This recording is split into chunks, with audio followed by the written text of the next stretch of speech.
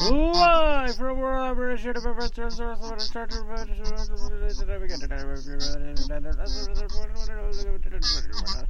now you're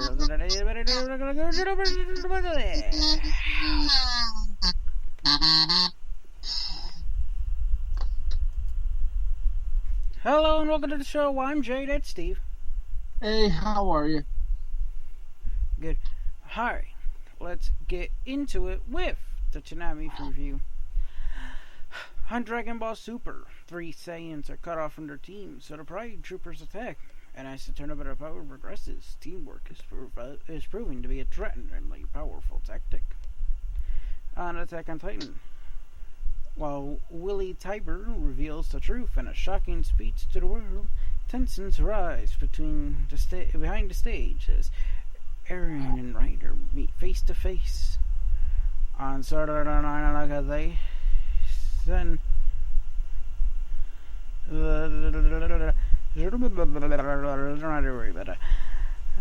Fireverse. After reporting their findings, the team is dismayed to hear their discoveries are being squashed by the church hunting lead to turn to unofficial channels. On Assassination Classroom, Carlos uses his head to get past a formidable foe. Nagisa goes undercover as the E-Class continues to sneak its way to the hotel's top floor. On SSSS, Gridman, Rika and Akane are invited on a group date, but the aftermath is disastrous. Will you be able to convey his feelings for Rika before it's too late? Han never disappeared. Naruto finds himself inside the Four Tails' inner world, where he promises to free him from Madara's control. Han on Demon Slayer. Kyogai defeated at last. Tanjiro finds Senshi to battered and worn and hold it unconscious Nakuso before the dual Nichiren sword to demand and devour the mask. Well, that is your review, and I almost forgot that we have a little bit of news, just a little bit. Starting next week, or the 13th, I don't know what that is. Let me check calendar. Yeah, starting next week. Black Clover is returning to Toonami at 2 a.m. Assassination Classroom moving to 1. And Fire Force staying at 1:30. And that's your Toonami review. Now to Steve for the rest of the show. Alright, let's get to the wrestling news of the week. During the Women's Royal Rumble match last weekend, Bayley supported a strange tribute to Michael Cole by shaving his last name on the back of her head. Bayley posted a photo on Twitter. Let's try that again. During the Women's Royal Rumble match last weekend, Bayley supported a strange tribute to Michael Cole by shaving his last name on the back of her hair. Bayley posted a photo on Twitter tributing her match to him. Many people thought it was strange, especially due to the fact that Cole wasn't even announcing the Women's Rumble match. On the latest episode of WWE After the Bell podcast, host Corey Graves discussed Bayley shaving Cole's name on the back of her head and shared that he was part of the rib. He said he actually was with her when it happened and forgot to mention to her that Cole wasn't going to be announcing the match, even though he knew in advance. Quote, I might have played the best unintentional rib in wrestling history, Graves said. Quit bragging, we all know the other unintentional rib you played a joke of. Carmella. We were in the barbershop at the Thunderdome earlier in the day, and Bayley walks in and starts asking about what she should put in the back of her hair. She actually suggested the name Cole. I go, yeah, that's a great idea. I think it's going to be funny and downright hysterical. I can't wait to see his face when he realizes what she did. About 3 hours later, I got a text from Cole, and it's a photo of Bayley and a reminder that Cole is not calling the Women's Royal Rumble match. I did know that, but I didn't realize it at the time. We had a full-blown conversation about how hilarious it would be, and even I forgot Cole was going to be ringside. I encouraged Bayley to shave Michael Cole's name in the back of her head, basically for no one's entertainment but my own. Bayley was none too thrilled with that, but that was my highlight. End quote. Graves said he didn't realize how ridiculous it was until she walked down to the ring and made her entrance in the match. He said the rib really backfired and looked random due to Cole not even commenting the match. Quote, I got the text and laughed about it, and it never registered like, oh my God, Bayley's going out there with Michael Cole's name shaved in her head, Graves said. That doesn't make any sense to anyone except for she and I. Now, as an attempt to rib Cole, that backfired. Well, if you want to see it, go to WrestlingInc.com or go to Bayley's Twitter page at It's Bayley WWE and see the, shall we say, hair-raising tribute.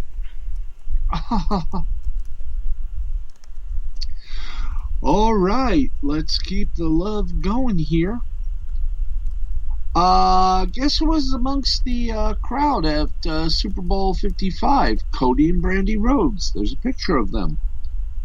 That let's see, do we have the picture? And hopefully it'll be on someone's buggy. Yep, AEW Executive Vice President Cody Rhodes and his lovely wife, AEW's Chief Branding Officer Brandy Rhodes, were at Super Bowl 55. It was on the December 16th, 2020 edition of the AEW Dynamite where Cody and Brandy announced that they were expecting their first child. Well, because of that, Tony Khan had to do a little tap dancing for the big feud between her and Jade had to be, shall we say, postponed. So now it'll be Cody Rhodes and Red Velvet with Arn Anderson taking on Shaq and Jade Cargill on AEW Dynamite Live March 3rd. So there's your fun, kids, for that. By the way, in other news, we all know Edge won the Royal Rumble. Well, he has decided to push for a match against, well, I'll read the thing. WWE Hall of Famer has pushed for a match against Daniel Bryan this year, according to Dave Meltzer in the Wrestling Observer newsletter, which we keep to remind you to take with a grain of salt, a tiny, minuscule grain of salt. After winning the Royal Rumble, Edge has yet to officially announce his WrestleMania opponent, but is reportedly expected to face WWE Universal Champion Roman Reigns. It is still unknown on whether Edge or Reigns will leave with the title. During an interview with CBS Sports, Edge noted he didn't just want a match against Bryan, he wanted an Iron Man match. Who'd wear the costume? I'd love to do an Iron Man with Daniel Bryan. There's just so much talent I would love to get in with. It's just really fun for me because I see them get wide-eyed before we're having this cool special moment, and I want more of those. Wowza. Also, sad news to report. Legendary wrestler says, let's try again. Wrestling legend Butch Reed has passed away at the age of 66. His official Instagram account announced this morning that the former WCW World Tag Team Champion passed away due to heart complications. Reed had significant runs with Mid-South, WCW, NWA, and WWE, among other promotions. He's most known for his role in the Doom Tag Team with WWE Hall of Famer Ron Simmons. Reed's Instagram account revealed just earlier this week that he had suffered 2 massive heart attacks in 2021. Our condolences and sympathies go to the Reed family and to the WWE and their universe therein. Now, let's see here. What else do we have? We have a women's segment announced for WWE Raw. Please remember, yes, we must hit this.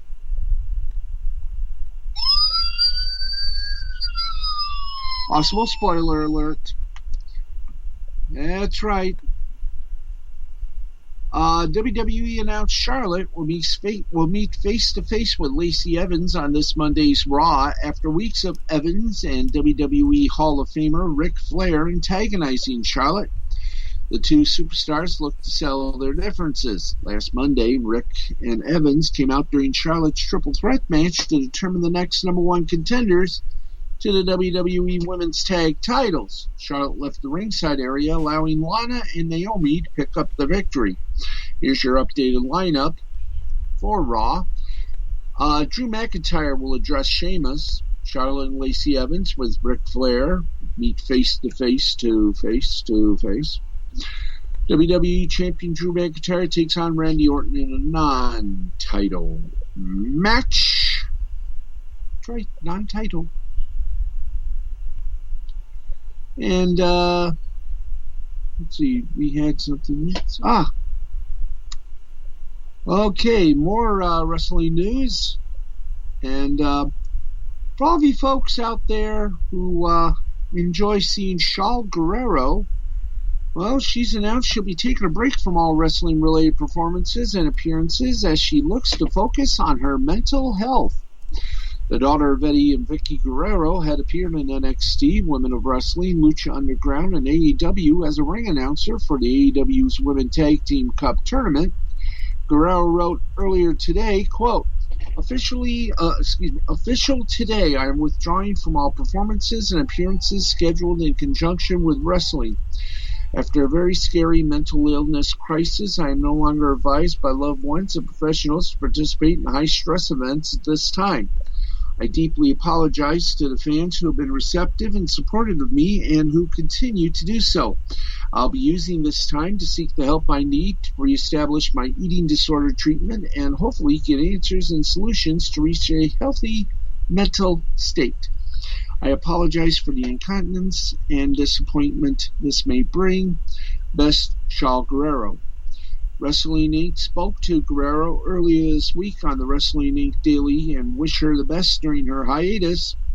Check out the full interview on WrestlingInc.com, and of course we as well here on Wrestle Anime Hut, here on Wrestle Anime Hut, also send our best. Stay strong, stay true, be you. All right, Jim Ross had a few words. On a recent episode of the Grilling JR podcast, Jim Ross talked about using the late Brody Lee saying, "It's Wednesday." You know what that means at the beginning of AEW each week. Ross said that it's something he plans on continuing to say each and every Wednesday from here on out. Quote, after he passed away, my thought was, let's keep that alive. I plan, unless I'm told not to use that opening every week. Why not? Is there a downside to it? The only downside I've been informed by a fan on Twitter was the fact that it made them sad. I can't cure that one unless I stop doing it for one person. I don't want to make anyone sad. That's not the goal here. Bottom line is, I think it's great respect. It's really a good identifier. That phrase is married to the AEW brand, so why not promote it? End quote. Ross discussed his boss, Tony Khan, and how excited he is for the rest of his run as the owner of AEW. He said he looks forward to seeing what's next for AEW with Khan leading them. He's a rookie booker. He's got a year under his belt, so I think going forward, you're going to see that process continue to evolve in AEW. Everybody should be getting better at their gig, and that doesn't exclude Tony Khan. Ross also mentioned how he and fellow commentating partner Tony Schiavone have had multiple conversations about how their current job with AEW is the best job they ever had. He continued to mention that the current talent in AEW is just getting started and will continue to get over now that the first year is over. It's the best job we ever had. He and I talk about that all the time. Then people say it's a lash out. You're lashing out Schiavone, especially at WCW and for JR WWE. It's not in my head, quite frankly. It's just a great place to work. And that is true. The talent roster, we're starting to get some of the AEW originals over. We've only been here a year. Anybody who thinks you can get over and be a big major star in under a year, probably you're doing too much fantasy booking. Just doesn't work that way, and it takes more time. We're only on TV 2 hours a week. Now, PEDs in the wrestling business have been a topic of discussion in the business for what seems like forever, and has been debated whether or not it should be allowed. JR gave his opinions on why he believes PEDs can be used to benefit talent, but made sure to mention it needs to be monitored by a doctor. JR continued to talk about PEDs in wrestling and mentions what if some of the legends who have died from PEDs had let doctors help them through it. A lot of guys, just because they look good, they don't go there. They don't go to make sure they're healthy, Ross said. If that had been the case, maybe Eddie Guerrero's life would have been saved. Maybe Brian Pillman's life would have been saved. I agree on that statement all too heartily. Let's keep going if we can to the next little brochette of our wrestling news, and then we'll sashay over to the entertainment section. Little news for those of you who are interested in the replica WWE Championship belt. WWE recently conducted their quarter 4 and full year earnings call that featured, of course, WWE Chairman and Psycho CEO Vince McMahon, WWE President Nick, I'm not related to Tony Khan, and WWE Chief Financial Officer Christine Salen. In her opening remarks on the call, Salen talked about WWE endeavors of video games as well as WWE's new products and their e-commerce platform.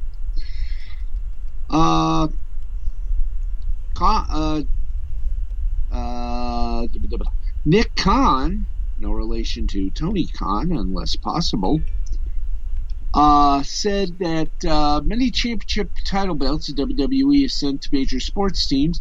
This has led to a deal with major sports leagues to have WWE championship title belts that will be made using the team logo of those franchises. And quote, and finally, as you may be aware, we sent championship title belts to many of the major sports league teams who have won championships. In some cases, our title belts are more popular than their own trophy. You may have seen LeBron James hold up a WWE championship title belt after winning the NBA title. Golden State Warriors have done the same, as well as the LA Dodgers and many other teams. This led us to close a deal with a major sports league where you'll be seeing WWE Championship title belts that'll be made using the team logos of some of the most prominent sports franchises. It's a real testament to the power of our brand. If we can get something like that for the L2C for me, Jay, and man, it might be interesting. Have our own little championship belts with the crest of both the L2C and Wrestle Anime Hut. We'll just have to think about that, won't we? Somebody should. Anyway, let's get to more news before we get over. And, well, how's this for a buddy picture? Batista on the possible shooting of a buddy movie with John Cena. Batista isn't looking forward to sharing the big screen with fellow WWE legend John Cena, especially if it's in a buddy film. The Guardians of the Galaxy star made that clear while responding to a tweet from a fan who hopes to see Batista and Cena star together in a buddy movie, a genre of films that typically sees two male or female actors getting together for an adventure or a road trip. Think Crosby and Hope. Batista wrote, "You and you both," in response to the fan. Batista and Cena both appeared in ads during the Sunday Super Bowl, while Batista joined Tracy Morgan and Lisa Koshy in a commercial for Rocket Mortgage. Cena appeared in the Fast and Furious 9 trailer and also a Mountain Dew melon commercial. The Animal is originally part of the 2020 WWE Hall of Fame class, but will be inducted this year instead. He'll be joined by JBL, Bella Twins, Justin Thunder Liger, British Bulldog, and the entirety of the NWO, Hulk Hogan, Sean Waltman, Scott Hall, Kevin Nash. There has been reportedly talk of holding the ceremony as a virtual event. Okay, we got Okay, that's your wrestling reportage. Oh, almost forgot.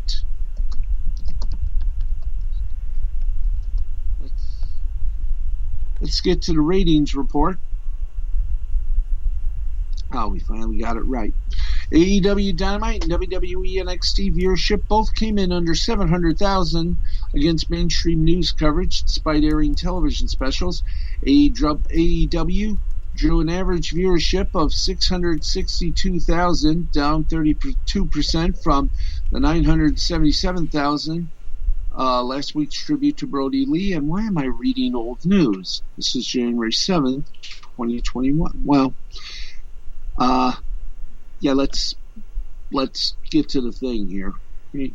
Forbes. Good. We're in the right way. Okay. Yep, I had it right.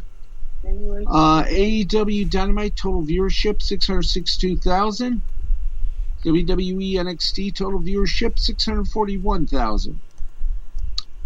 They ran specialty shows that functioned as made-for-TV pay-per-views, were both broadcast boasting world champion main events. New Year's Eve saw Finn Balor successfully defend the WWE NXT Championship against Karrion Kross, while AEW's New Year's Smash featured the return of Kenny Omega. There you go. So yeah, you'd be right. And the Bullet Club also helped out as well. So there you go. AEW continuing to mount big-time attack on more WWE insanity. Okay, let's get you some deadline reports. And we'll take you on the TV route. And do we have the ratings for the TV? Oh, find out. Here's what's trending. Reddit did an ad. It ran 5 seconds, but made its point against Wall Street and Robinhood. The weekend's Super Bowl halftime show, despite being panned by critics on Twitter, scored a touchdown with some viewers. SNL Dan Levy derails Universal Studio backlot tour with inappropriate thoughts. Whoa. NBC's Law and Order Organized Crime paused production due to positive COVID test. Yeah. Okay. The Equalizer made her debut. Queen Latifah in the role that made Edward Woodward very famous. They dedicated its premiere to series executive producer Richard Lindheim, who died January 18th of heart failure at the age of 81. The post-Super Bowl debut, which likely attracted tens of millions of viewers, ended with a card that read, quote, dedicated to memory of Richard Lindheim, end quotation. Let's see. What else happened? We don't have the early late ratings words. We'll have that for you next week. Sarah Thomas made her debut and history as the first woman to referee a Super Bowl, and we congratulate her on several fronts. And she stood her ground against the Kansas City Chiefs' Matthew, as he was, shall we say, not being too much of a gentleman and arguing his point, why they were picking on the, of course, Chiefs, and him especially, when giving out penalties. Wow. New trailer for Falcon and Winter Soldier flew into strong arm its way into this year's slim lineup of trailers in this year's Super Bowl, and it gave us the hype we needed for the second Marvel Studios TV series on Disney+. The trailer showed, Both titular characters working through their dysfunctional relationship and participating in some high wattage